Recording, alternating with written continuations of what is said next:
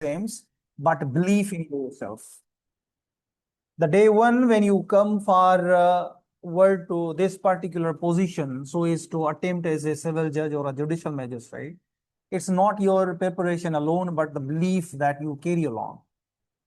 Make sure that now on you have been selected as a civil judges. Unless you have in your mind this particular aspect, I suggest you to avoid and focus on your practice alone. तो बुनियादी चीज जो है वो ये है, खुद के ऊपर यकीन.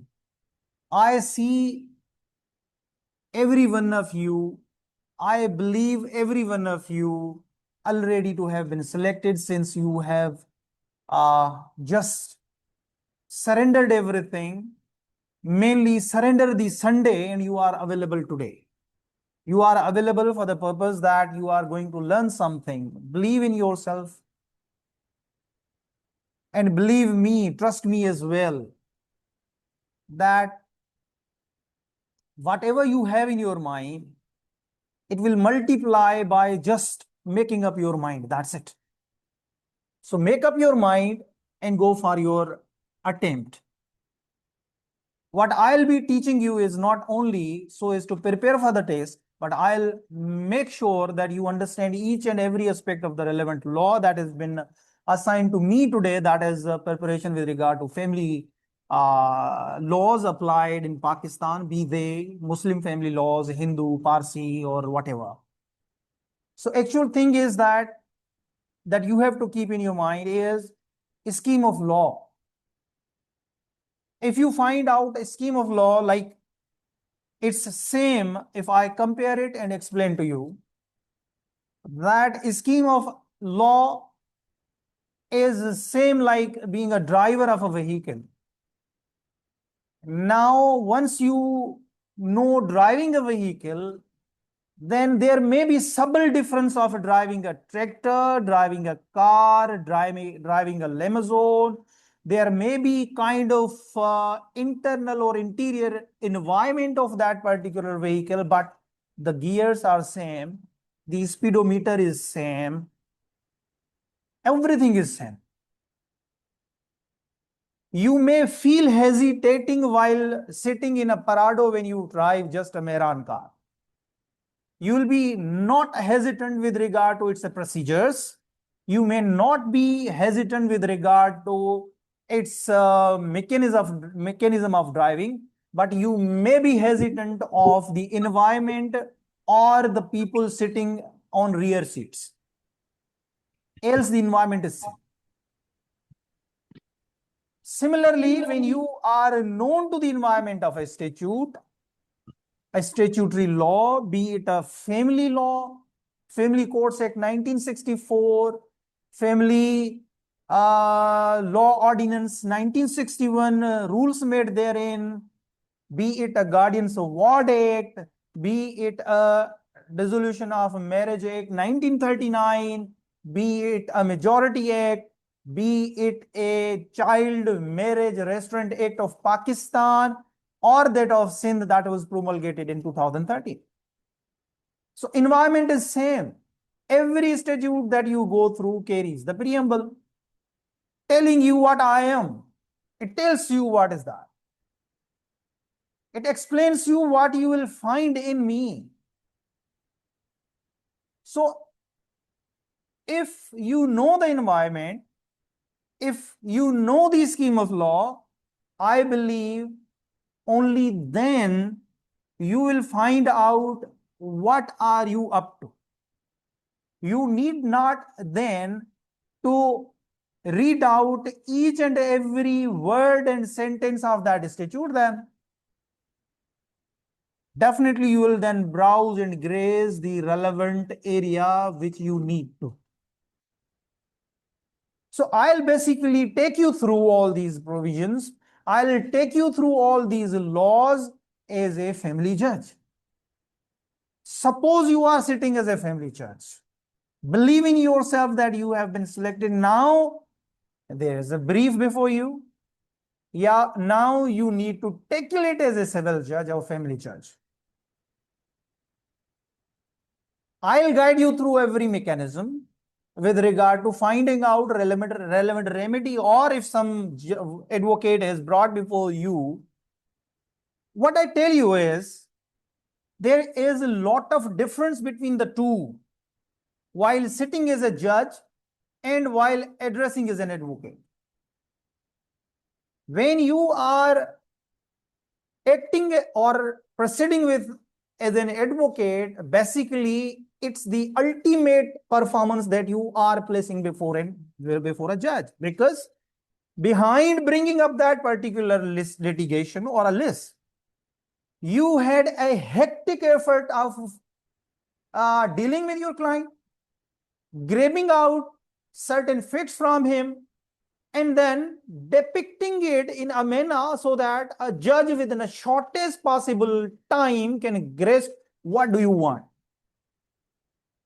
And while sitting as a judge, you basically are a caretaker. Caretaker because a person who has come to beg from you, you want to determine as to whether he has come. I believe all of we can understand Sindhi, or are there any non-Sindhi persons as well? आप Sindhi? अच्छा नहीं, मतलब वो मैं एक है ना, अच्छा ठीक है. तो एक्चुअली क्या है कि we have kind of different traditions as well in Sindh. जब हमारे यहाँ शादी होती है तो कुछ रसूमात भी होती हैं. देखिए कितना बड़ा इजी होता है कि एक जो है वो दूध के जग में या एक दूध की प्लेट में या वहां पे कोई वो हमारे यहाँ जो है वो रिंग फेंकते हैं, उसको ढूंढ के लाओ. ठीक है.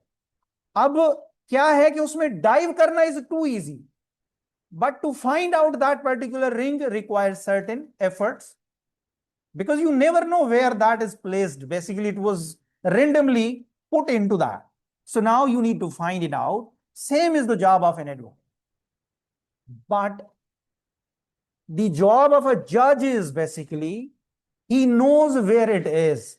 If he doesn't know, even then the law says that a judge must have every law statute available in both of his sleeves.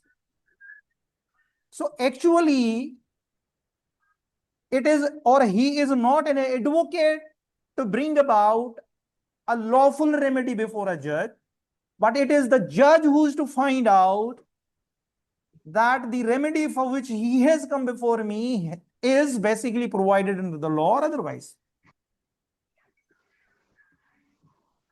तो हमारा जो काम है एज ए जज, that will be to thresh out something which has been produced by two parties, and both of them are basically claiming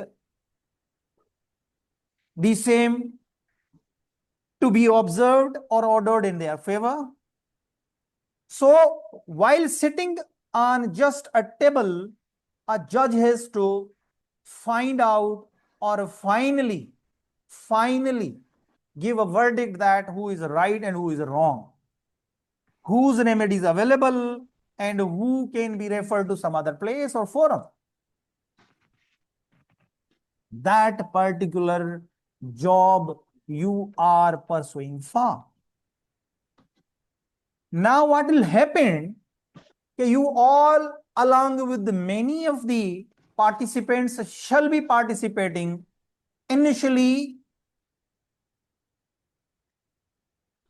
in a huge number, so that you all are examined and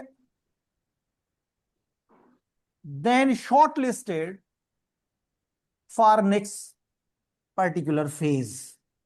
So what we are doing today is not that we are basically exclusively placing before you these all subjects or statutes, but our job now is what?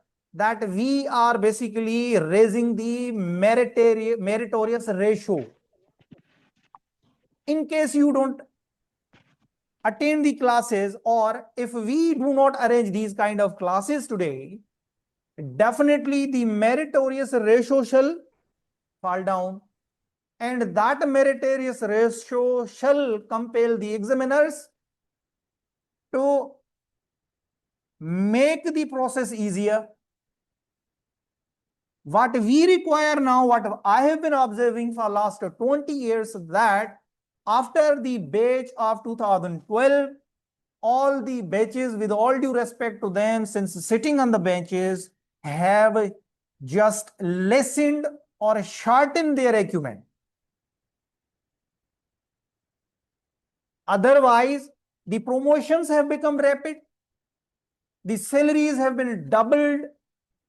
But the thing is that since it's a confirmed job, what has happened that the judges of subordinate court have basically lost, or I may say that having dumped themselves into a comfort zone where they don't want to work more, they want to just expeditiously dispose of something without quality work.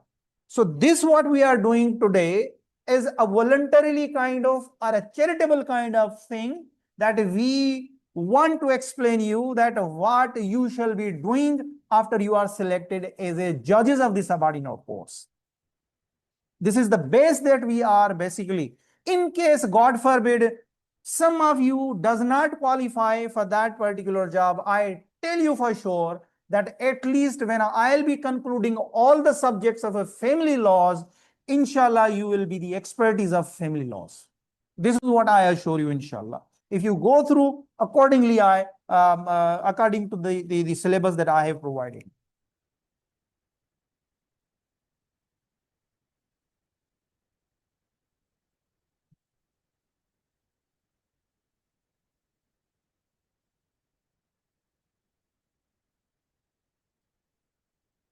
तो चला है ना? Okay.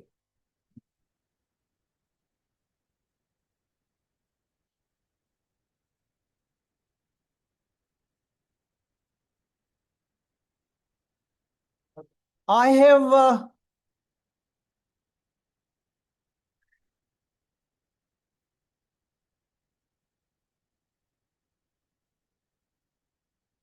managed some course outlines for you, and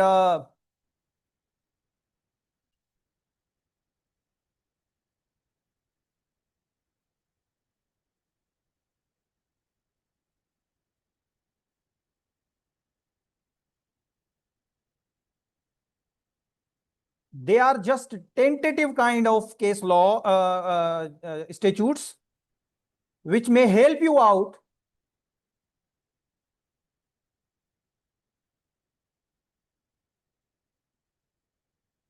for preparation of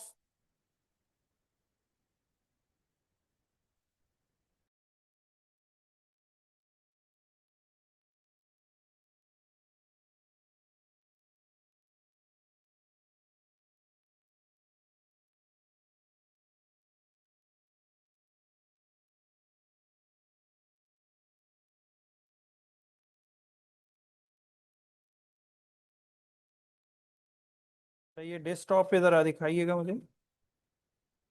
desktop कहाँ है? मैंने अभी save किया अपने नाम से। डेस्कटॉप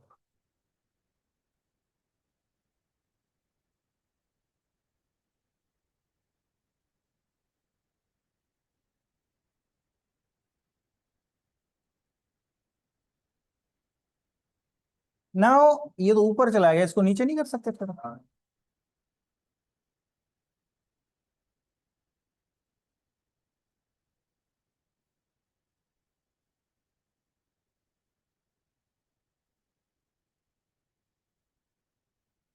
चलिए मैंने कर दिया थोड़ा सा जुगाड़।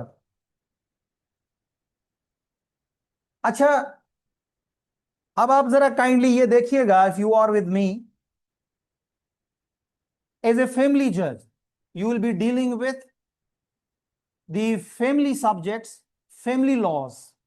अब उसमें मैंने इनको जो पोर्शंस में समझ लीजिए कि डिवाइड किया है, that is Muslim personal laws, यानी all those laws with regard to family jurisdiction which pertain to family laws. अब उसमें अगर आप देखें, अच्छा मैंने एक चीज आपको बड़ी क्लियर बता दूं कि मैंने यहां पे जितने लॉज लिखे हैं, this is just for your guideline. It may not be जो है वो नोटेड कि जनाब these are the only laws which govern the family laws. इसके अलावा भी हो सकते हैं। जैसा कि हम जब कोई भी जब जस्टिस की बात कर रहे होते हैं तो आई टेल यू, जब लॉ की बात कर रहे होते हैं तो ये आप जरा इत्मीनान कर लें कि law is for the purpose of smooth run of a society. हमारे यहां एक काइंड ऑफ मिथ है कि हमारे जो खास तौर पे सबॉर्डिनेट जुडिशरी से जजेस आ रहे होते हैं, उनका एक माइंड सेट बन जाता है कि जनाब हमें स्ट्रिक्टो सेंसो, लॉ में लिखा है व्हाइट तो व्हाइट, ब्लैक तो black, even they forget their discretion. तो लॉ की जो बेसिकली स्कीम है वो ये कहती है, अब जिस तरह मैंने आप लोगों को कह दिया कि जनाब आपको आयशा चेंबर्स में पहुंचना है, ठीक हो गया, your destination should be perfect, कि आपने इस रूम तक पहुंचना है। अब that is basically provided under the statutes के व्हाट इज द लॉ, और how to follow that law is basically provided under the rules, that is subordinate legislation. होता क्या है कि आपको इस डेस्टिनी पे पहुंचना है, कोई मेरा दोस्त इस तरफ से आया होगा, कोई इस तरफ से आया होगा, कोई इस तरफ से आया होगा। तो कहने का मकसद यह हुआ कि when you are destined to reach a destiny, then the most crucial target should be to reach the destiny rather than adopting any kind of procedure or whatever that is provided under the law. So बड़े एक आसान अल्फाज में कहूं कि कानून सिर्फ और सिर्फ आपको मंजिल तक पहुंचाने के लिए है। लिहाजा अगर आप मंजिल तक पहुंचने के लिए कोई रास्ता एडॉप्ट करते हैं, sometimes if it is not provided therein, even then for righteous decision you need to reach over there is the only destiny. अब सिमिलरली मैंने जो है वो टेंटेटिव काइंड ऑफ लॉज यहां लिखे हैं। अब जिस तरह मैंने family Muslim family laws ordinance 1961, ये बुनियादी कानून है हमारा, which deals with and regulates the marriage, divorce including तलाक, polygamy, maintenance and inheritance related matters, जिसमें सेक्शन 4 इसका बड़ा क्रूशल सेक्शन है हम मुस्लिम्स को लेकर, कि एक जो आर्फनेज है, जो चाइल्ड जिसके दादा जिंदा है लेकिन वालिद का इंतकाल हो गया, वो अभी तक जो है वो फेडरल शरीयत कोर्ट ने डिसाइड किया, फिर सुप्रीम कोर्ट में अभी तक पेंडिंग है। And then introduced procedures such as registration of marriages and arbitration council for reconciliation. आगे जाएंगे, हमारे पास आएगा west Pakistan family courts act 1964।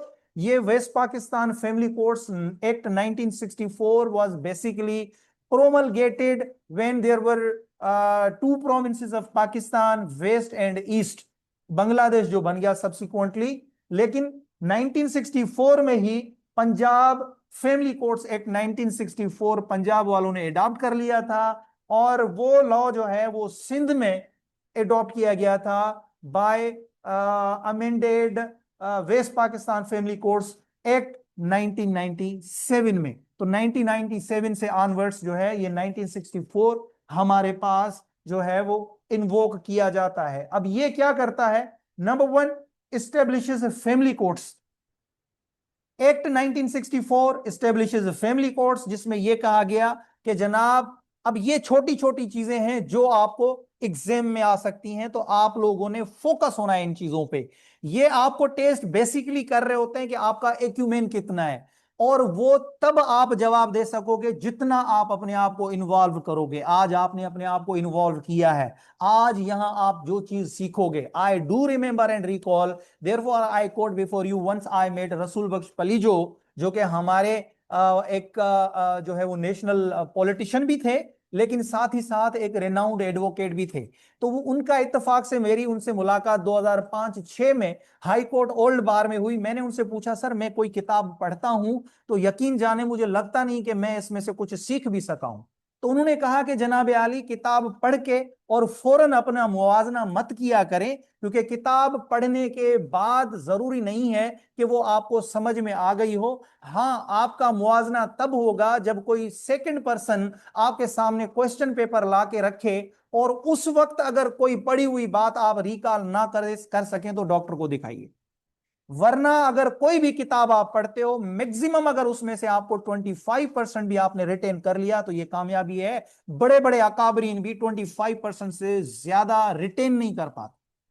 तो उसूल तो बुनियादी तौर पर यह होना चाहिए कि कितना मिनिमम मैक्सिमम हम जो है उसमें से रिटेन कर सकते हैं। पढ़ना एक अलग चीज है, लेकिन रिटेन कर जाना इज बेसिकली कामयाबी। तो that particular thing is to be adopted कि कितना आप उसमें से रिटेन करते हो। उसकी एक्सपेक्टेशन जो आपकी होनी चाहिए, नंबर वन वो होनी चाहिए 25%। और दूसरा यह है कि आप अपना इम्तिहान हर सेक्शन पढ़ने के बाद ना लें। आप कोई भी स्टेट्यूट उठाएं उठाएं उसको पूरा पढ़ेंगे तो आपको एक फील आएगा, अंदर से भी एक फील आएगा कि यार आई हैव समथिंग। वो आखिरी सेक्शन तक वो जाएगी। आप बेशक उसके लिए कोई स्टेट्यूट उठा के देख लें, कोई नॉवेल उठा के देख लें, कुछ भी उठा के देख लें, लेकिन जब उसका आप आखिरी पेज पढ़ के और एक काइंड ऑफ रिलीफ आपको मिलता है, उसको जब आप उस वक्त बंद करते हो तो डेफिनेटली आपको एक अंदर से मैसेज आता है कि यार you have something in your mind. तो ये वाली बात आपने यहां पे भी अप्लाई करनी है कि आप पहले दिन अपना मवाजना या इम्तिहान मत लीजिए। आप पढ़िए, पढ़ते जाइए, अपने आप को इन्वॉल्व कीजिए। The day of judgment is to away. जिस दिन आएगा आपकी फुल इन्वॉल्वमेंट होगी और आपने सीधे रास्ते पे चलते जाना है, सर उठा के पीछे देखने के बजाय आगे ही चलते जाना है। एंड इंशाल्लाह जिस दिन आप अटेम्प्ट कर रहे होंगे तो एक तो आपको अपने आप के ऊपर एक प्राउड होगा, और जितने लोगों ने आपके इस पर्टिकुलर पर्पस के लिए आपका साथ दिया है उनके लिए दुआ निकलेगी। ठीक है। तो west Pakistan family courts act establishes family courts, provides for the exclusive jurisdiction of family courts in matters such as, ये इसके साथ बाकायदा से शेड्यूल दिए गए हैं। शेड्यूल 1 के अंदर मैं आपको बताता हूं कि जो मेरी प्रिपरेशन थी, I did not know until I attempted the examination कि जनाब फैमिली कोर्ट्स एक्ट 1964 में कोई शेड्यूल भी है। हमने फील्ड में आके सीखा था, सच्ची बात है। ना किसी ने ट्रेनिंग करवाई थी, जो सीखे थे उस्ताद से सीखे थे, कोर्टों में धक्के खाकर सीखे थे।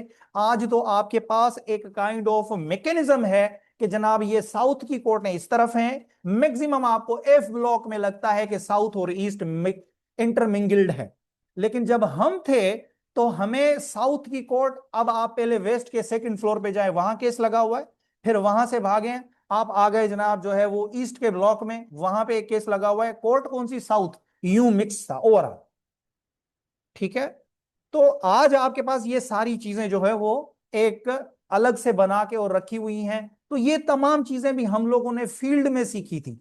इसी तरह से फिर जुडिशियल एक्सपीरियंस जब हुआ तो now I am able to explain और डेपिक्ट यू कि बुनियादी तौर पर यह डिसोल्यूशन ऑफ मैरिज। अब अगर हम बात करते हैं डिसोल्यूशन ऑफ मैरिज की, तो डिसोल्यूशन ऑफ मैरिज हमने तो प्रैक्टिस में हमेशा ये लिखा है, नीचे लिखा होता है बाय वे ऑफ खुला। ठीक है। नाउ डिसोल्यूशन ऑफ मैरिज, उसके ग्राउंड्स टोटल अलग हैं, एंड खुला is one of the grounds for dissolution of marriage. और वो इसमें प्रोवाइडेड नहीं है, वो सेक्शन 2 में प्रोवाइडेड है। Now see how the statutes are inter and hyperlinked. आपको इसलिए कहा जाता है, हमारे उस्ताद जो थे हमें सीपीसी पढ़ाते थे, he was mister justice Sajjad Ali Shah, then was our lecturer as well. वो हमें कहते थे कि you need not to have expertise of every law so that you could carry like or ratify so all the laws in your mind.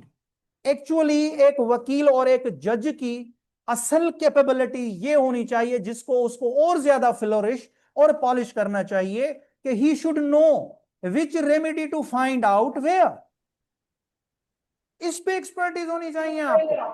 आप इंसान के नाते क्या क्या माइंड में रख सकते हो, क्या क्या आपके माइंड में।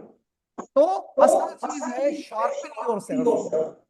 You should be present minded कि आप चीजों को जल्द अज जल्द रिट्रीव कर सकें। ये आपने जो है एक अपने मेंटल अप्रोच डेवलप करनी है। तो डिसोल्यूशन ऑफ मैरिज आपको यहां पे है कि जनाब फैमिली कोर्ट में आएगा, चाहे बाय वे ऑफ खुला हो, चाहे उसका मियाँ जो है वो 7 साल की सजा मिल गई हो उसको, चाहे उसका मियाँ इंपॉर्टेंट हो, चाहे उस औरत की उसका दावा ये हो कि मेरी जब शादी जिस शख्स से हुई थी मेरी एज 18 साल से कम थी और मेरी शादी करवा दी गई थी, तो फिर क्या होना चाहिए, वो she will again come, that is one of the grounds. और वहां पे आके वो ये कहेगी अनलेस कि वो मैरिज कंसमेट नहीं हो। लेकिन 15 साल में भी प्यूबरिटी आ जाती है, तो वो 15 साल में, हालांकि अब तो हमारे पास 2013 में मैरिज रेस्टोरेंट एक्ट भी आ गया, जिसके अंदर इससे पहले 1939 में मैरिज रेस्टोरेंट एक्ट था मुस्लिम फैमिली लॉ में, उसके लिए यह था कि 18 साल की एज थी। अब हमारे यहां सिंध में आ गया 2013 में, जिसमें कहा गया कि भाई 18 साल तक की एज, वैसे 15 थी अब, लेकिन उस पर भी जस्टिस सलाउद्दीन पंवर साहब की जजमेंट आ गई कि प्यूबरिटी मुस्लिम्स में किसी सूरत भी शरिया के अगेंस्ट कोई लॉ आप प्रोमलगेट नहीं कर सकते। तो जो प्यूबरिटी है दैट इज दी बुनियादी चीज जिसको फैमिली जज ने देखना है, तो वो जजमेंट आपने कंसिडर करनी है।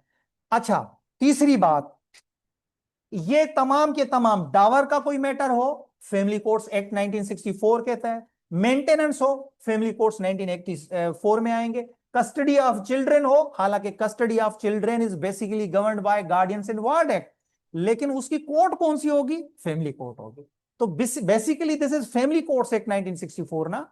तो ये प्रोवाइड करता है जुरिस्डिक्शन आपको कि क्या क्या जुरिस्डिक्शन है, वो शेड्यूल 1 में है। फिर गार्डियनशिप आ गई। अब रेस्टिट्यूशन ऑफ कॉन्जुगल राइट्स के लिए भी जेक्टिटेशन ऑफ मैरिज का कॉन्सेप्ट है कि अगर कोई किसी औरत के खिलाफ कोई दावा करता है कि she is my married wife, तो उस औरत को यह राइट होता है कि वो फैमिली कोर्ट में जाके ये दावा दाखिल करे कि ये झूठ बोल रहा। ठीक है, दो चीजें हैं, नंबर 1, खुला, जब वो बच्ची कहे कि मैं अंडर एज थी और मेरी शादी किसी मर्द के साथ हो गई, उसका राइट है कि शी कैन गो फॉर खुला, dissolution of marriage on that ground. ये एक अलग चीज है। यानी यहां डिफरेंस क्या है कि वो मैरिज वैलिड थी, जेक्टिटेशन ऑफ मैरिज में वो बुनियादी तौर पर यह कहती है कि ये मैरिज ही नहीं है। तो this difference you should have in your mind. अगर आपके पास सवाल आता है कि what is the difference between a girl who claims to have married a person under age and a woman who ab initio or prima facie denies to have married or claims the nikah nama fictitious and forced, उस सूरत में ये दो differences हैं dowry articles. अब यहां पे dissolution of marriage, Dawar maintenance और डावरी आर्टिकल्स, अब अगर हम पर्टिकुलरली डावरी आर्टिकल्स को ही देख लें, इस पे भी लॉ अलग से है। सही है, हम इसको डिटेल में पढ़ेंगे। अब हम जब जाएंगे, ये तो मैं आपको ओवरव्यू दे रहा हूं कि कौन कौन से लॉज हम पढ़ेंगे। ठीक है, अब आते हैं प्रोवाइड्स। ये जो फैमिली एक्ट है ये also provides simplified procedures and emphasises स्पीसी disposal. फिर आपका गार्डियन एंड वार्ड्स एक्ट आ गया। अब गार्डियन एंड वार्ड्स एक्ट क्या क्या करता है, governs the appointment and regulation of guardianship of minors, applies across religions but often read with Islamic principles for Muslim children। ये वाहिद गार्डियन एंड वार्ड्स एक्ट है, जिस तरह हमारा civil procedure code across the religions apply होता है, guardian and wards का कोई मैटर हो, हिंदू का हो, पारसी का हो, मुस्लिम का हो, the main element to be considered is what, आप लोग प्रैक्टिसिंग एडवोकेट है पता होगा, what is the main ingredient considered while disposing of an application under guardian and ward act, welfare of the minor। ठीक है, अब welfare of the minor is equally lies for who is a मुस्लिम और non Muslim. सब वो link चल रहा है, online चल रहा है, मुझे तो बताएं, मैं तो भेज दूं ना, मुझे तो भेजे ना आप, आपने भेजे ही नहीं, मैंने तो, वो बेचारे सारे इंतजार में बैठे हैं। आधा लेक्चर हो गया।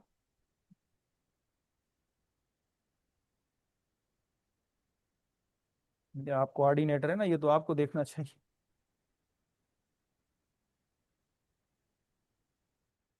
भेजा।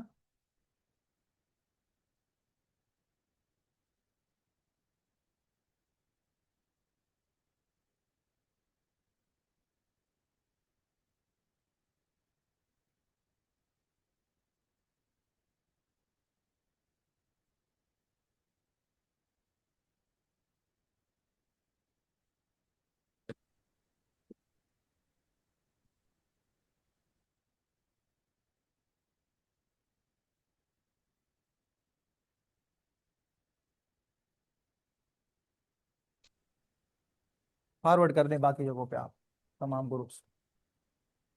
अच्छा, the guardians in wards act applies across religions but often read with Islamic principles for Muslim children. Child marriage restraint act 1929 as amended, ये सबसे जो है वो पहले चाइल्ड मैरिज रेस्ट्रेंट एक्ट पे जो है ये लॉ था। Prohibits child marriages, sets minimum marriage age, male 18 साल की, female 16 years.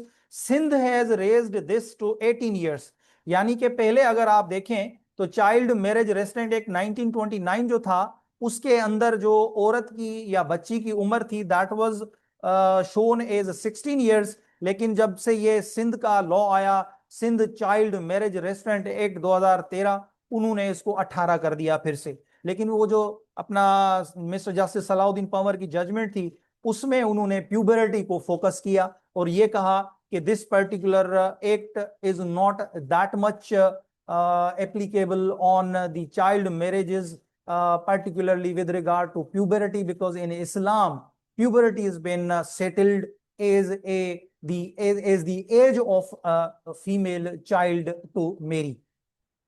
Inheritance laws under Muslim Personal Law Shariat Application Act 1962, हम इसको भी पढ़ेंगे. Law of inheritance, although may not be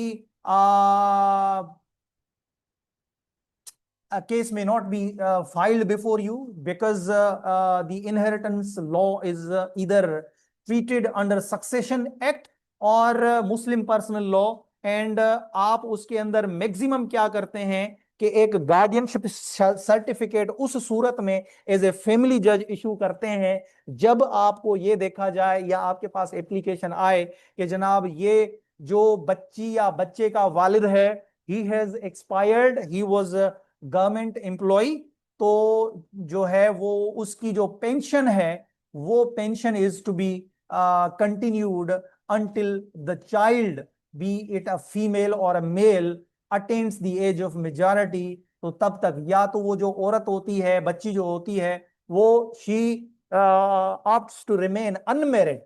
इस सूरत में वो जो उसकी पेंशन उसके वालिदैन की होती है, माँ की या वालिद की, वो कंटिन्यू रहती है।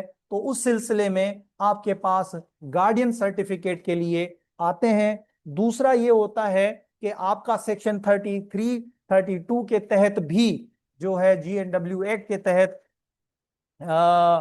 आपके पास जो है वो एक एप्लीकेशन फाइल होती है कि अगर वो जो बच्चा है उसके वालिद ने has left some state, some तड़का, दैट इज नाउ जो है वो इन अ कंडीशन के बच्चे जो है वो छोटे हैं लेकिन उनकी जो सर्वाइवल है उसी तड़के के ऊपर है, तो वो आपके पास एप्लीकेशन फाइल करेंगे कि जनाब हमें परमिशन दी जाए कि ये जो प्रॉपर्टी है हम इनकी सेल करके और कोई बिजनेस वगैरह में इन्वेस्ट करें। तो इस पर्सपेक्टिव में भी वो आपके पास एक तरह की एप्लीकेशन फाइल की जाती है। अच्छा, इनहेरिटेंस लॉज आ गए आपके, उसके बाद हम सेकंड जो फेज होगा, this was particularly with regard to Muslims. Now we are moving forward towards Christian personal laws. अब यहां पे क्रिश्चियन मैरिज एक्ट 1872 को हम पढ़ेंगे, that governs the solemnization of marriages among Christians.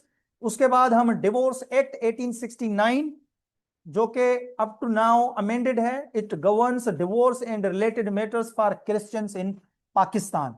तो ये भी आपकी जुरिस्डिक्शन में आते हैं। You must have acquaintance with these subjects, these statutes when you will be inshallah presiding over the courts as family judge, because family judges now there may be bifurcation, and since it is provided under the Family Courts Act 1964 that in each district at least one of the presiding officers should be a female.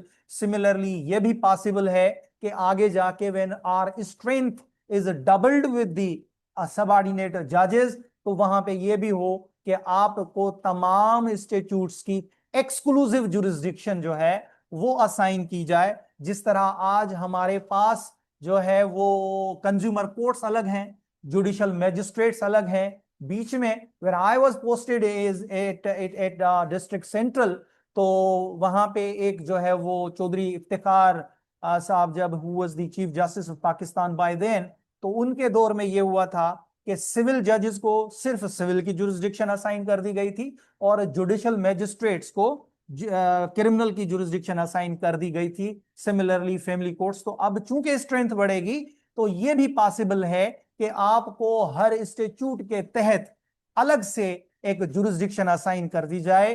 तो लिहाजा ये तमाम चीजें जो है वो family जज की जुरिस्डिक्शन में आती हैं। ठीक हो गया सर। अच्छा, एक और चीज बताऊं आपको, आगे चल के हम पढ़ेंगे भी फैमिली कोर्ट्स एक्ट 1964 को जब हम पढ़ेंगे तो वील बी लर्निंग कि जनाब 1964 में there are certain offences of Pakistan penal code जो कि आप ट्रायल कर सकते हो फैमिली कोर्ट्स एक्ट 1964 में। अगर एक woman spouse has been harassed और domestically her she has been assaulted, तो उस सूरत में 1964 ये भी प्रोवाइड करता है। लेकिन चूंकि हमारे पास अब ओवरलैपिंग लॉज आ गए हैं जिसमें हमारा जो है वो डोमेस्टिक वायलेंस प्रिवेंशन एक्ट जो है वो 2013 में इसमें अपना सिंध में प्रोमलगेट किया गया और सिमिलरली पंजाब के अंदर भी प्रोमलगेट हुआ। लेकिन उसमें फिर कंडीशनल ऑर्डर होता है, that we also be dealing with when we will be learning and we will be going through these family laws. I will be focusing mainly on the family laws. और अगर आप लोगों की तरफ से मेरे लिए अच्छे व्यूज आएंगे तो maybe I can then switch over to some other subjects as well. उसमें भी अगर मुझे जो है वो असाइन किया गया कोई लेक्चर तो I will try my level best कि मैं वो भी आप लोगों को जो है वो एक्सप्लेन कर सकूं। अब क्रिश्चियनिटी के बाद जो है वो Hindu personal laws. We have since lot of religious people over here belonging to different religions. तो सिमिलरली हम लोग जो है वो हिंदू पर्सनल लॉज को भी देखेंगे। अब मैं यहां पे आपके साथ अपना इंस्टेंस जो है वो शेयर करता हूं कि I was posted at Dadu as a family जज। तो वहां पे क्या हुआ कि एक हिंदू लेडी जो है उस हिंदू लेडी को बंदे ने तलाक दे दी। तलाक तो दे दी लेकिन now she was not leaving her home, his home. अब उस बंदे ने आके जो है वो मेरे पास एक मैटर फाइल किया कि sir she may be directed to leave my home. अब यहां तक की कहानियां भी जो है, चूंकि हमारे पास अब अगर आप फैमिली कोर्ट्स एक्ट देखेंगे तो हमारे यहाँ जो जो मुस्लिम्स के अपने नॉर्म्स हैं उसके तहत तो बच्ची को जैसे ही तलाक या खुला मिली तो वो दूसरे ही दिन घर छोड़ के चली जाती है। उसको कयामत का ज्यादा ख्याल होता है दुनिया से, तो वो तो निकल जाती है। फिर वो फैमिली प्रेशर और सोशल प्रेशर होता है। लेकिन हिंदू हिंदू लॉ में फिर वो फैमिली जो जो नाम्स होते हैं वो थोड़े से डिफरेंट होते हैं। तो अब वो बच्चा बेचारा बड़ा परेशान कि सर अब मैं क्या करूं, तो वो डायरेक्शन सीख करने आया। लेकिन डायरेक्शन फिर वो वही वाली बात है कि अगर ऑर्डर हो भी जाए तो फिर वो एग्जीक्यूट करवाना पड़ता है। तो that that is the thing. तो ये तमाम चीजें इसके अंदर हम जो है वो डील कर रहे होंगे। Applies to Hindus in Sindh province, regulates marriages, marriage registration, divorce and other family matters। जिस तरह हमारा फैमिली लॉज ऑर्डिनेंस 1961 है वो प्रोवाइड करता है और उसके जो रूल्स होते हैं वो हमें प्रोवाइड करते हैं। नवीद, ये जरा फोन अटेंड करना। वो प्रोवाइड करते हैं कि जनाब आपने मैरिजेस रजिस्टर करवानी है। फिर उसमें चेयरमैन यूनियन काउंसिल का क्या होता है किरदार, आर्बिट्रेशन काउंसिल का क्या किरदार होता है, पॉलीगेमी के ऊपर जो है वो क्या जो चीजें हैं। अगर एक मियां ने दूसरी शादी कर ली तो उस पे रिलीजियस इंपैक्ट क्या होगा, लीगल इंपैक्ट क्या होगा। ये वो तमाम लॉज हैं। एक्चुअली मैं आपको बताऊं वो ना तो हमें एज ए जजेस पता है, अगर पता है भी कभी हमने पढ़ी तो उनकी इंप्लीकेशंस क्या हैं, एप्लीकेशंस क्या हैं, हमने कभी जानने की कोशिश ही नहीं की। हमारे पास बेतहाशा ऐसे लॉज के प्रोवी लॉज तो अपनी जगह पे, उनके अंदर जो हमारे पास मेनली इन्वोक्ड इंस्टीट्यूट्स हैं उनके बेतहाशा इस तरह के प्रोविजंस हैं जो कि अबंडेंट हैं। हम उनको रुजू ही नहीं करते। वो भी मैं आपके साथ शेयर करूंगा कि कौन कौन से प्रोविजंस हैं जो मैंडेटरी हैं। और वो प्रोविजंस अगर हम इन्वोक करें तो हमारे मेन तकरीबन समझ लीजिए मेजॉरिटी केसेस वो अदरवाइज डिस्पोज ऑफ हो सकते हैं। We can dispose of them by just mediation and reconciliation. जिस तरह हमारे फैमिली कोर्ट्स एक्ट 1964 में प्रोविजन है आपका सेक्शन 12 कि जनाब आप प्री ट्रायल 10 कि आप प्री ट्रायल करवाएं, फिर पूरा प्रोसीजर चलता है, फिर पोस्ट ट्रायल करवाएं। यानी कि कानून क्या कहता है? कानून कहता है कि जनाब जो राइट लेने आया है उसको राइट दो, लेकिन इन द मीनवाइल आप भरपूर कोशिश करो कि इनका रिकंसिलिएशन हो जाए। और हर इंस्टीट्यूट में है, सीपीसी में है ऑर्डर 10A, उसमें भी जो है वो आपने ये प्रोसीजर एडॉप्ट और इन्वोक करना है। फिर हम पढ़ेंगे जनाब पारसी लॉ। पारसी लॉ के अंदर जो है वो Parsi marriage and divorce act 1936 है, regulates marriage and divorce for Parsi जो है वो कम्युनिटीज। एडिशनल रेलेवेंट लॉज में हम dowry and bridal gifts restriction act 1976 पढ़ेंगे, limits the dowry and presents given during marriage ceremonies, maintenance of parents ordinance 2021। This is the latest law कि हमारे यहाँ जो है वो पेरेंट्स को आउस्ट किया जाता है, पेरेंट्स को मिसट्रीट किया जाता है। तो वो तमाम चीजें जो है वो भी इंशाल्लाह will be dealing one by one. तो इंशाल्लाह जो है वो ये तमाम लॉज के अंदर वो जो खास प्रोविजंस हैं that I will be explaining you. फिर जनाब protection against harassment of woman at the work place act 2010, this may not B assigning you the jurisdiction of their trial, चूंकि इसके लिए जो है वो अलग से वुमन ओम्बड्समैन का जो है वो वजूद है। लेकिन since you are judicial magistrates at least you must be acquainted with certain टर्मिनो को बड़े जल्द और एक्सपीडिशियस अंदाज में हैंडल कर सकता है। फिर हमारे पास थोड़ा सा जुरिस्डिक्शनल नोट्स हैं। Personal laws are governed by both federal and provincial institutes. Family courts have exclusive jurisdiction in most personal law matters. Appeals from family court decisions typically lie with the district judge, further with the high court in certain cases. तो ये एक kind of मैंने आप लोगों को intro दे दिया है कि हम स्पेसिफिकली इनको तो पढ़ेंगे ही पढ़ेंगे। अब जिस तरह हमारा जो ऑर्डिनेंस है 1961 इसके रूल्स हैं, 1964 के रूल्स हैं, उसके अलावा भी कुछ एक्ट्स हैं जो भी मैं इंशाल्लाह आपके साथ इसमें शेयर करूंगा। तो now we will have a 10 minutes break. आप लोग थक गए होंगे तो then we will continue. I hope that मैंने आप लोगों को बोर नहीं किया, ठीक है।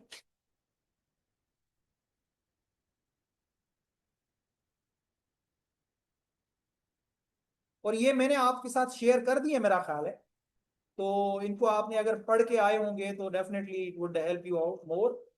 और बाकी भी जो है इस पे फिर we will be dealing with the Muslim family laws ordinance 1961।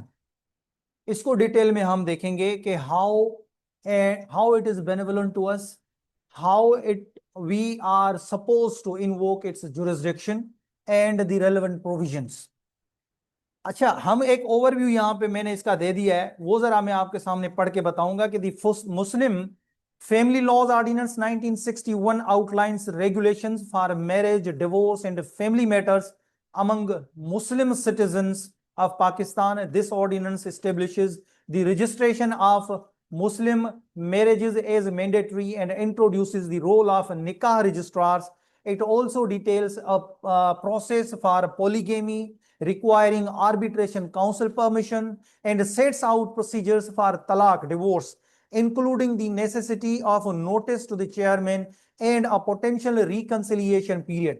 Furthermore, the ordinance addresses succession rights, spousal maintenance, and the payment of dower, defining how these are to be administered and enforced under the law. यानी अगर आप देखें तो ये statute आपको वहां पे जब आप एज ए प्रिजाइडिंग ऑफिसर बैठे होंगे तो every slightest kind of thing is also defined and promulgated under this ordinance. आपको किसी सूरत जो है वो अपनी तरफ से कोई कानून बना के या आर्डर बनाने की जरूरत नहीं है। Every single detail is given in it, चाहे वो तलाक हो, चाहे वो मेंटेनेंस हो, चाहे वो तलाक देने के बाद उसकी रजिस्ट्रेशन का प्रोसेस हो, वो अगर आप नहीं करते, लेट सपोज कोई ऐसा बंदा है जिसने अपनी मोहतरमा को तलाक दे दी और उसका नोटिस जो है वो चेयरमैन यूनियन काउंसिल को नहीं देता for divorce registration, then there is penalty. अगर वो बंदा दूसरी शादी करता है विदाउट सीकिंग परमिशन तो उसकी पेनल्टी प्रोवाइडेड है। नंबर वन, पूरा प्रोसीजर दिया गया है कि how second marriage is justified, किस तरह आप दूसरी शादी कर सकते हो। चूं कि शरीयत ने इजाजत दे रखी है, लेकिन उसके बावजूद भी statutory bar is over there कि भाई आपको बताना पड़ेगा कि why you are going to contract second marriage. Number one, justification should be there. Number two, you need to seek prior permission of your spouse और स्पाउसेस। अगर आपकी एक से ज्यादा पहले से शादी हुई हुई है तो वहां पे आपको उनसे परमिशन लेना लाजिम है। और अगर आप परमिशन नहीं लेते हो, अच्छा, परमिशन लेने का भी प्रोसीजर दिया गया है। पहली बात कि आपने अपने स्पाउस से वो परमिशन लेनी है, लेकिन वो परमिशन का तरीका क्या है कि वो एप्लीकेशन आप जो है वो यूनियन काउंसिल के चेयरमैन के पास जमा करवाएंगे। ही शैल इशू नोटिस। सिमिलरली जिस तरह एक कोर्ट के अंदर होता है कि वो नोटिस इशू करेगा अब आपके स्पाउस को या स्पाउसेस को, they will come with an objection और कंसेंट कि जनाब yes we allow him for second marriage. जिस तरह के हमारे यहां मैक्सिमम जस्टिफिकेशन क्या होती है कि भाई जो है वो औलाद नहीं हो रही, ठीक है, या शरई तौर पर यह कहे कि जनाब मेरी मोहतरमा जो है वो मुझे जो है वो मैरिटली इतना शी डज नॉट कॉम्पीट मी, या इसके अलावा कोई ऐसी जस्टिफिकेशन जो लॉफुल जस्टिफिकेशन हो, वो बाकायदा वहां पे उसकी प्रोसीडिंग्स होंगी और वो प्रोसीडिंग्स होने के बाद जाके आपको परमिशन मिलती है फॉर सेकंड मैरिज। तो जब हमारे पास इस तरह का कोई मैटर आएगा, जब आप लोग इंशाल्लाह प्रिजाइडिंग ऑफिसर के तौर पे प्रिजाइड कर रहे होंगे, तो यू शुड बी नोइंग कि एक्चुअली ये जो पर्टिकुलर परमिशन है ये कहां पे प्रोवाइडेड है, उस परमिशन का प्रोसीजर क्या है, और ओनली देयर आफ्टर आप क्या करोगे, आप ये करोगे कि उस परमिशन के ऊपर अगर वो है तो आपके पास जब वो उसकी पीनल कंसिक्वेंसेस के हवाले से मैटर आएगा तो आपने जो है वो वहां पे उसको डिसाइड करना है या उसके ऊपर अपना वर्डिक्ट देना है, ताकि कोई ऐसी चीज ना हो जो आप गलत उस पे जो है वो राह पे चल पड़े। अच्छा सर, चले ये तो मतलब हमारा लॉ ये प्रोवाइड करता है। फिर आगे हमने इसमें लिखा, it is important to understand that this ordinance extends to the whole of Pakistan and applies to all Muslim citizens of Pakistan wherever they may be. A foundational principle of this law stated upfront is that its provisions shall have effect notwithstanding any law, यानी कि इसका जो effect है that is जो है वो prevailing effect है custom or usage. This means it overrides previous practices or traditions that contradict its stipulations. The specific and specifically the registration of Muslim marriages shall take place only in accordance with these provisions. ये law आपको provide करता है, शादी हो तलाक हो, it requires registration. शादी होगी, अगरचे तो इस कानून के प्रोमलगेशन से पहले की भी शादी है, तो ये लॉ कहता है कि उसको आपने रजिस्ट्रेशन करवानी है। और अगर इस कानून की प्रोमलगेशन के बाद भी कोई शादी है तो वो आपके हर वार्ड के अंदर एक रजिस्ट्रार होगा, उसका उस रजिस्ट्रार की अपॉइंटमेंट का भी मैकेनिज्म इसमें दिया गया है कि वो जो है वो वहां पे देनी है, आपको उसकी रजिस्ट्रेशन करवानी है। Let's begin by clarifying some key definitions central to the ordinance function. Arbitration council, अब देखेंगे, this is a core body under the ordinance. It consists of a chairman and a representative nominated by each of the parties involved in matter. Critically, if a party fails to nominate a representative within the prescribed time, the council is still formed without that representative. This ensures that a process isn't stalled by non-cooperation. यहां पे आप ये चीज याद रखिए कि ये जो आर्बिट्रेशन काउंसिल की अपॉइंटमेंट होगी, इसमें आर्बिट्रेशन का जो आपका चेयरमैन यूनियन काउंसिल है, he shall be the chairman.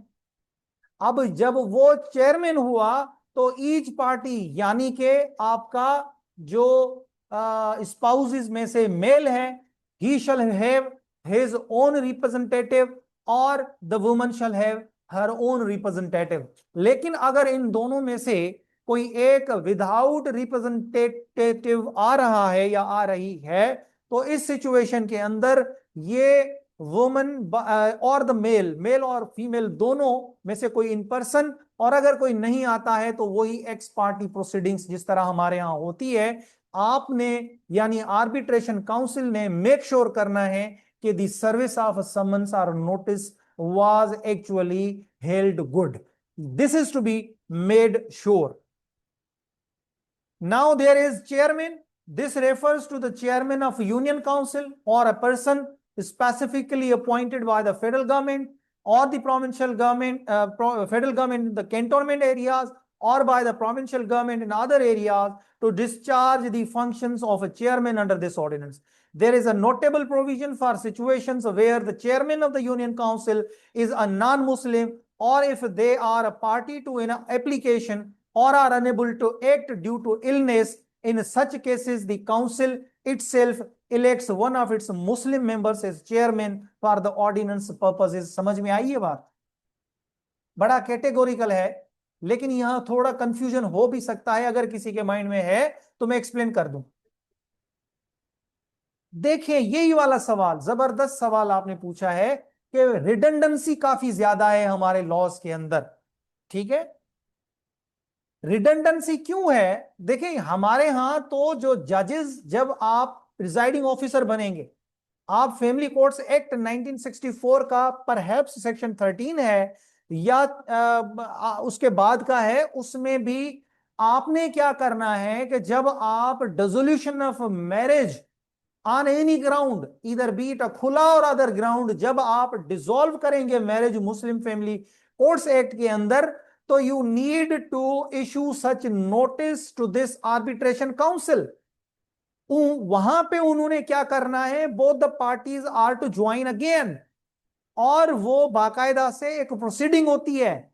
क्योंकि जो डिसोल्यूशन ऑफ मैरिज होती है दैट इज टेंटामाउंट टू 1 तलाक, और उसका भी प्रोसीजर हम पूरा पढ़ेंगे कि भाई अगर एक बंदे ने डिसोल्यूशन ऑफ मैरिज, एक बंदी ने अप्लाई किया था and that is been allowed, तो वो जो प्रिजाइडिंग ऑफिसर है उन्होंने उस आर्बिट्रेशन काउंसिल को नोटिस देना है, वो सेक्शन 13 की बाकायदा वो आपकी जजमेंट उनको कम्युनिकेट होनी है। फिर वहां आर्बिट्रेशन काउंसिल ने दोनों स्पाउसेस को नोटिस भेजना है और बुलाना है, मीडिएशन करनी है, रिकंसिलिएशन करनी है। 90 डेज के अंदर अंदर अगर वो रुजू कर ले तो सबसे अच्छी बात होती है। हाँ, यहां पे जो मैकेनिज्म चेयरमैन का बताया गया है, मैं इन्होंने एक्सप्लेन किया है उसको कि जनाब चेयरमैन जो है वो अगर नॉन मुस्लिम है या चेयरमैन अवेलेबल नहीं है, तो वो मैकेनिज्म बताया है कि कैसे चेयरमैन, फिर या तो वो जो पार्टीज हैं उनके दरमियान ये इलेक्ट करेंगे कि जनाब हम जो है वो किसी मुस्लिम मेंबर को उसका चेयरमैन बनाए, या कोई वहां पे और ऑफिसर हो तो उसको चेयरमैन बनाया जा सकता है। बेसिकली इन्होंने यहां पे ये चीज एक्सप्लेन करी है, तो इसको यहां तक ही देखिए आप। A vital procedural point to note is that provisions of the Arbitration Act 1940, the Code of Civil Procedure 1908, and any other law regulating procedure of courts shall not apply to any arbitration council constituted under the ordinance. This means the arbitration council operates under its own specific procedural framework outlined within the ordinance, not under the general civil courts laws. देखिए, यहां पे ये भी सवाल आ सकता है आपको ना, ये सवाल आ सकता है कि जनाब ये जो आर्बिट्रेशन काउंसिल होती है फैमिली लॉज ऑर्डिनेंस 1961 के अंदर, इस आर्बिट्रेशन काउंसिल को गवर्न कैसे किया जाएगा? अब अगर आपने इसको सिर्फ टेंटेटिवली स्किमिंग भी करी होगी ना, जिस तरह आज हम इसको देख रहे हैं सिंपल, तो आपके माइंड में एटलीस्ट ये जवाब जरूर आएगा कि जनाब ये जो आर्बिट्रेशन काउंसिल है it is of special character, ये इस ऑर्डिनेंस 1961 के तहत ही कंस्टिट्यूट होती है और that is to be led by chairman. उस चेयरमैन की भी अगर आपने एक्सप्लेनेशन डाल दी और आपने ये भी कह दिया कि जनाब पार्टीज किस तरह से जो है उस आर्बिट्रेशन काउंसिल को जो है वो कंस्टिट्यूट कर सकती हैं अगर नॉन मुस्लिम कोई चेयरमैन हो या कोई चेयरमैन अवेलेबल ना हो, आपने अगर ये लिख दिया और कहा कि जनाब इस पे सिविल प्रोसीजर कोड और arbitration act 1940 shall not apply, बल्कि वो आर्बिट्रेशन काउंसिल अपनी ही एक तरह की एसओपीज बना के और उसके तहत उस आर्बिट्रेशन प्रोसीडिंग को गवर्न करेगी, ये आपका 20 मार्क्स का जबरदस्त जवाब है। ठीक हो गया। सिमिलरली आगे चलते हैं। Now let's explore some of the most significant and often tricky ingredients of this ordinance which represent key reforms to traditional Muslim family law. Mandatory marriage registration and penalties. ये मैंने आपको पहले थोड़ी देर पहले जब एक्सप्लेन किया कि किस तरह से पेनल्टीज जो है वो आप कर सकते हो किसी के खिलाफ एज ए प्रिजाइडिंग ऑफिसर। तो यहां पे ये कहा गया कि the ordinance makes registration of every marriage solemnized under Muslim law mandatory. Marriage हुई, वहां का जो रजिस्ट्रार होगा, हमारे यहां हर वार्ड के अंदर रजिस्ट्रार होता है, निकाह ख्वां होता है। अब निकाह ख्वां वर्क्स अंडर दैट रजिस्ट्रार, वो निकाह करवाएगा, उसकी एक एक कॉपी जो है वो दोनों स्पाउसेस के पास, एक चेयरमैन यूनियन काउंसिल के पास और एक उसी निकाह ख्वां के पास जो है रजिस्ट्रार के पास रिटेन की जाती है। ठीक हो गया। इसकी ये रजिस्ट्रेशन होगी ताकि ये रजिस्ट्रेशन प्रोसेस आगे आपको एफआरसी फैमिली रजिस्ट्रेशन सर्टिफिकेट के लिए भी काम आता है। फिर नादरा में आप चले जाते हो तो ये एक पूरी हायरार्की है। आप कोई भी पर्टिकुलर डॉक्यूमेंट रजिस्टर करते हो तो उसके डेफिनेटली प्रोज होते हैं, वो किसी सूरत भी आपके बेनिफिट के लिए होते हैं। आपका एक रिकॉर्ड बन रहा होता है, आपका फैमिली रिकॉर्ड बन रहा होता है, आपके बच्चों को काम आता है। तो आई बिलीव कि दिस पर्टिकुलर जो चीजें हैं आप उस वक्त इवेल्युएट कर रहे होंगे जब आपके पास कोई डिसोल्यूशन आएगी। अगर बाद में आपने डिसोल्यूशन ऑफ मैरिज में you get success in at the stage of pre trial, आपने प्री ट्रायल की स्टेज पे ये सक्सेसफुल हो गए और मियां बीवी का आपस में एक तस्फिया हो गया, आपने उनको कामयाबी से कायल कर दिया कि जनाब बेहतरी इसी में है कि आप इस मैरिटल टाई अप को कंटिन्यू करें। उस सूरत में भी अगर आपने इस तरह का यानी कि प्री ट्रायल सक्सेसफुल होता है और आपको यह लगता है कि जनाब इनकी मैरिज रजिस्ट्रेशन नहीं हुई तो then just being a presiding officer आपने फिर से आर्बिट्रेशन काउंसिल को, चेयरमैन यूनियन काउंसिल को लिखना है कि जनाब इनकी मैरिज जो है वो रजिस्टर कर दें। ये हमारा और आपका फिर एज ए प्रिजाइडिंग ऑफिसर और एज एन एडवोकेट वो एक ऑब्लिगेशन भी बनता है। For this purpose, union councils grant license to nikah registrars with strict rule that no more than one nikah registrar shall be licensed for any one ward. ये सारे जो है वो बुलेट पॉइंट्स हैं, मैं आपके सामने पढ़ देता हूं, इनमें कोई ऐसी मुश्किल अंग्रेजी नहीं है। अगर कहीं पे कोई कंफ्यूजन है तो we just so as to spare our time, क्योंकि बहुत ज्यादा चीजें पढ़नी है और आपके पास टाइम कम है, हमारे पास भी, हमने बड़ा लेट जो है इस चीज को स्टार्ट किया है। If a marriage is not solemnized by nikah registrar, the person who solemnized it must report it to the nikah registrar for registration. Non-compliance carries a penalty. Whoever contravenes this reporting provision is punishable with a simple imprisonment for up to 3 months or with a fine which may extend to 1,000 rupees or with both. This underscores the legal gravity of marriage registration. यानी देखें कितनी minor सी details हैं।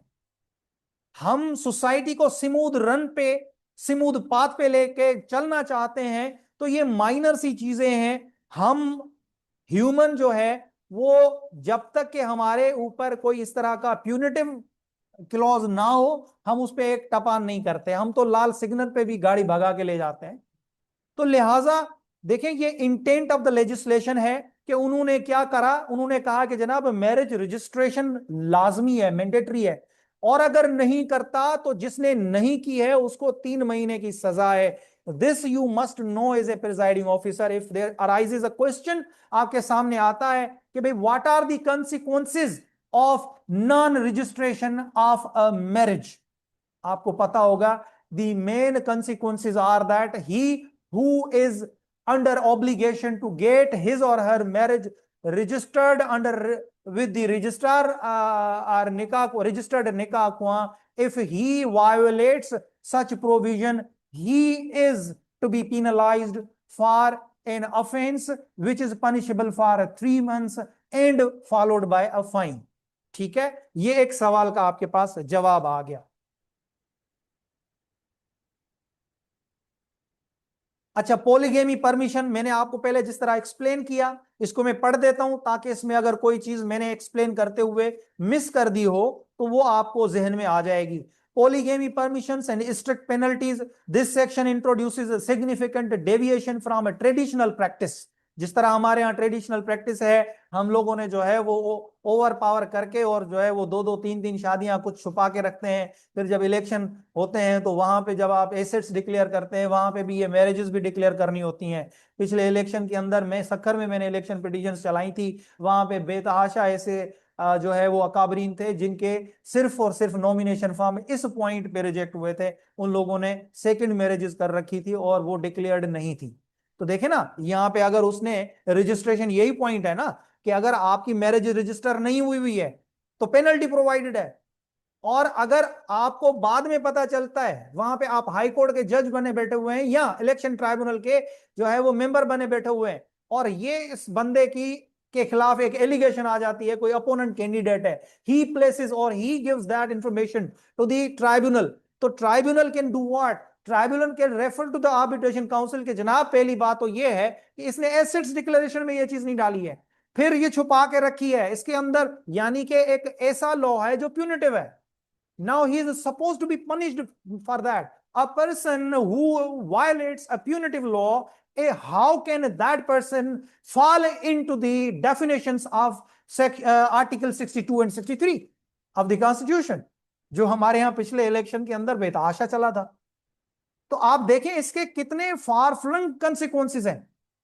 तो जब आपके सामने यह सवाल आएगा कि जनाब एक बंदा जो है वो अगर अपनी मैरिज रजिस्ट्रार के पास रजिस्टर नहीं कराता तो उसके कॉन्सिक्वेंसेस क्या है, अब यहां तक जा सकते हो कि जनाब he is hit by article 62 and 63 of the constitution.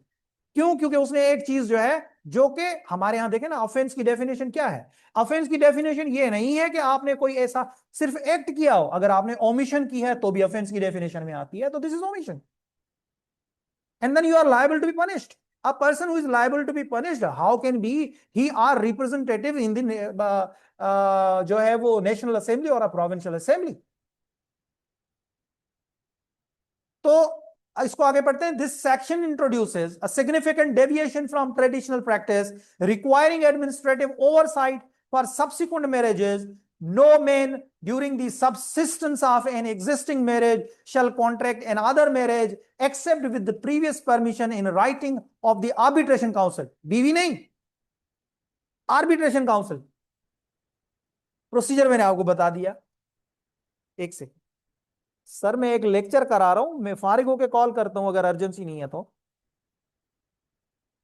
Okay sir. Arbitration council यानी कि अगर मियां ने दूसरी शादी करनी है तो कहां अप्लाई करना है, ना कि बीवी से कहना है उसकी मिन्नत, वो बाद में अगर करना चाहे तो कर सकता है, लेकिन एक्चुअली उसने एप्लीकेशन आर्बिट्रेशन काउंसिल में देनी है कि जनाब मैं सेकंड मैरिज करना चाहता हूं, ये मेरी मिसेस हैं। जिस तरह एग्जैक्टली आपकी कोई एक एप्लीकेशन बनती है, बेल एप्लीकेशन बनती है, कोई ऐसी एप्लीकेशन जिसमें आप ऊपर लिखते हो before the arbitration council miscellaneous application under section जो है वो 2 ऑफ द फला फला, और उसमें ऑर्डिनेंस एक्ट जो है वो 1961, फिर आपने अपना नाम देना है वर्सेस अपनी मिसेस का नाम, 1-2 जो भी है, फिर application under section such and such, उसमें फिक्स बाकायदा से वही वाला उसका जो है वो स्पेसिमेन होता है, उसी तरह आपने एप्लीकेशन देनी है और चेयरमैन ने नोटिस करना है, नोटिस करके उनको बुलाना है इन द मीनवाइल जाके वो उसकी मिन्नत समाजित कर ले, तरले कर ले, अगर परमिशन तो वो आके वहां पे नो ऑब्जेक्शन दे दे और वो सर्टिफिकेट इशू करेगा,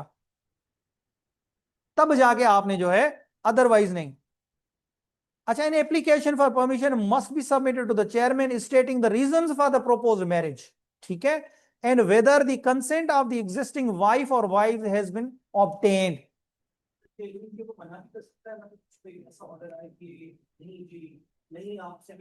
देखें, लॉ में तो ऐसी चीज प्रोवाइडेड नहीं है कि वो मना कर सकता है, लॉ में प्रोवाइडेड नहीं है। मैं जो बात करूंगा आज, जो हम बात करेंगे ना, वो with in the parameters of law करेंगे। अपनी ख्वाहिशात और अपनी तमन्नाएं जो है उनको साइड पे रख के स्ट्रिक्ट और सेंस ऑफ लॉ के अंदर जाएंगे, क्योंकि ये लर्न करना लाजमी है।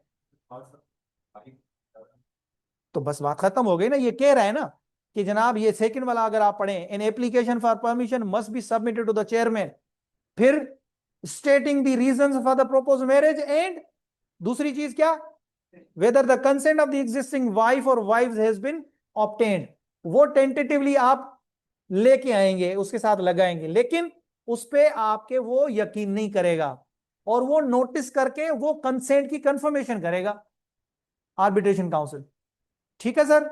अपॉन रिसिप्ट, ये पूरा प्रोसीजर बता रहा है आगे आपको। Upon receipt the chairman constitutes an arbitration council and it may grant permission only if satisfied that proposed marriage is necessary and just potentially with conditions. The council must record its reasons, ठीक है। यहां पे एक चीज जो आपका सवाल था उससे रिलेटेड आ गई कि जनाब propose marriage is necessary and just potentially with conditions. अब वो नेसेसरी चीज है, any party can apply for a revision to the collector whose decision shall be final and not callable in question in any court। अब यहां पे maximum जो है, अगर वो डिसीजन आ गया, लेट सपोज दो इंग्रेडिएंट्स बताए ना, number 1 there must be reasons, number 2 there should be consent. अब लेट सपोज कंसेंट तो नहीं आया लेकिन रीजंस वैलिड है, और आर्बिट्रेशन काउंसिल ने क्या किया कि अलाउ कर दी एप्लीकेशन। जब एप्लीकेशन अनाउंसिंग तलाक, give the chairman a written notice of his action and supply a copy thereof to the wife। आप देखें पैरेलली पूरा यूनियन काउंसिल का जो है वो किरदार हमारे साथ चल रहा है। Failure to do so is punishable offence, simple imprisonment for up to 1 year and a fine up to 5,000 rupees are both। Crucially, talaq unless revoked earlier shall not be effective until the expiration of 90 days from the day on which notice is delivered to the chairman, ठीक है। मतलब single तलाक की बात हो रही है, यानी 90 डेज में अगर आपने सिंगल तलाक अपनी मिसेस को दे दी, स्पाउस को दे देता है अगर कोई बंदा, तो उसके बाद 90 डेज के अंदर अंदर वो रुजू कर सकते हैं। If the wife is pregnant, जी सर, जी ये देखें कह रहा है कि तलाक unless revoked earlier shall not be. अच्छा, ये जो इफेक्टिव के लिए है ना, यानी कि अगर आप 90 डेज वाला वो जो कॉन्सेप्ट है, वो 90 डेज वाले कॉन्सेप्ट के हवाले से ये बात कर रहा है कि ये जो चेयरमैन को नोटिस आप देंगे उस सूरत में देंगे when you are determined with regard to separation, क्योंकि single talaq does not tantamount to separation, it only tend amounts to separation when you are ultimate in your decision deciding कि जनाब I am going towards separation। यहां पे फिर उसके लिए आप single तलाक दें या 3 तलाक दें, ये यहां पे कह रहा है कि unless revoked earlier shall not be effective. कब तक इफेक्टिव नहीं, until expiration of 90 days from the day on which notice is delivered. वो जो वहां से रिकन होगी, वो रिकन कहां से रिकन होगी, चेयरमैन के बाद 90 डेज की। ये लॉ ये कह रहा है to the chairman. If the wife is pregnant, the talaq is not effective until the end of the 90-day period or pregnancy whichever is later। 90 days हो गए, अगर उसके दरमियान में डिलीवरी हो गई तो 90 डेज पूरे होंगे, और अगर 5-6 महीने लगते हैं तो जब तक वो 6 महीने, तो वो तलाक इफेक्टिव होगी। लेकिन after such expiry of 90 days, और वो जो प्रेगनेंसी खत्म होती है, with in 30 days of receiving the notice, the chairman shall constitute an arbitration council for the purpose of bringing about a reconciliation between the parties। The council must take all necessary steps to achieve this। An important clarification is that a wife whose marriage has been terminated by talaq under this section can remarry the same husband without an intervening marriage with a third person, which is known as halala, unless such termination is for the third time so effective. This directly redresses a significant issue in traditional practice. ये बात समझ में आई? नहीं आई समझ में? देखिए, जो तलाक है वो एक तलाक के बाद 90 डेज गुजर जाने के बावजूद अगर 90 डेज के विद इन है तो उसके लिए दूसरा निकाह करने की जरूरत नहीं है। रात को बंदे ने तलाक दी और जाके रुजू कर लिया, मतलब हम जो क्या कहते हैं अपना कंसमेशन दोबारा कर दी, ठीक है, तो वो तलाक नहीं हुई, वो रुजू करना हो गया। लेकिन एक तलाक इफेक्टिव हो गई, ये याद रखिएगा, प्रोनाउंस हुई, इफेक्टिव हो गई रुजू करने पे भी। हाँ, अलबत्ता एक तलाक दी, 90 डेज गुजर गए, नाउ तलाक इफेक्टिव हो गई, लेकिन 90 डेज गुजरने के बाद निकाह मैंडेटरी है, दोबारा उसके साथ दोबारा निकाह कर सकती है हलाला किए बगैर। ठीक है, ये हलाला भी बहुत बड़ा कॉन्सेप्ट है, इसको भी हम मिसयूज बहुत ज्यादा करते हैं। ये किसी सूरत भी प्रैक्टिस में नहीं लाया जाए। अगर इस इंटेंशन के साथ कर रहे हो कि सिर्फ और सिर्फ दूसरे बंदे के साथ शादी करके मैंने तलाक लेनी है, अगर इस इंटेंशन के साथ कर रहे हो तो ये खिलवाड़ कर रहे हो, अल्लाह ताला के साथ मौकरी कर रहे हो आप। नहीं, हलाला सिर्फ और सिर्फ एक एक्सीजेंसी का अमल है, यानी एक औरत ने जिस तरह पहले मियां के साथ शादी करी, इसी तरह से दूसरे मियां के साथ शादी में गई, और वो ऑन गॉड ऑफ एक्ट या किसी इस एक्सीजेंसी की वजह से फिर उनका रिश्ता आपस में नहीं बनता और वो वहां से फारिग हो जाती हैं, तभी वो उसके लिए हलाल है। हमारे यहां तो फिर इस चीज को मिसयूज किया जाता है। मियां ने पछताया, इस पे एक ड्रामा भी आया था रिसेंटली, तो मियां ने पछतावा किया, पछतावा करने के बाद कहा कि चलो इसकी दूसरी जगह शादी करवा देते हैं, और उसको 50,000 लाख रुपए रिश्वत देकर उसको कहा कि अब इसको तलाक दे दो तो तुम्हारे लिए हलाल हो जाए। ये अल्लाह ताला के साथ खिलवाड़ है, ये नहीं होता हलाला। तो अच्छा, unless such termination is for the third time so effective, ठीक है, तो हलाला तभी होता है जब थर्ड टाइम आपकी तलाक हो चुकी, उसके बाद हलाला होता है, इंटरमीडिएटरी पीरियड के अंदर नहीं होता। This directly addresses a significant issue in a traditional practice. Dissolution of marriage otherwise then by talaq, अगले 5 मिनट में खत्म करूंगा, because I have to rush somewhere else as well. हमने जो है वो कोशिश मैंने की कि मैं इसको स्क्वीज कर सकूं, लेकिन चीजें इतनी डिटेल्ड माइनर डिटेल में है, इसको हम यहीं से फिर इंशाल्लाह कंटिन्यू करेंगे नेक्स्ट जो भी हमारा जो स्पेस हमें प्रोवाइड करेंगे। तो डिसोल्यूशन ऑफ मैरिज ये बहुत इंपॉर्टेंट है, अदरवाइज देन बाय तलाक। This section x tends the procedural requirements of section 7, notice to the chairman, a 90-day waiting period, reconciliation by arbitration council to other forms of a marriage dissolution. This includes cases where the right to divorce has been duly delegated to the wife. तलाक तफवीज, यानी ये वो बता रहा है आपको जो कि अदरवाइज देन तलाक है। तलाक तफवीज का भी कॉन्सेप्ट आप लोगों को होगा कि जब निकाह हो रहा होता है वहां पे उस औरत या किसी थर्ड पर्सन को तलाक का राइट दिया जाए, वो तलाक तफवीज होता है। And she wishes to exercise that right, or where any of the parties wishes to dissolve the marriage otherwise than by talaq. This means mechanisms like khula, divorce at wife's instance, और मुबारात, mutual divorce, दोनों आपस में राजी होकर अगर कोई करें तो दिस इज कॉल्ड मुबारात, must also follow these procedural steps. उन तमाम पे भी ये जो ऊपर दिया गया प्रोसीजर था वो पूरा अप्लाई होता है।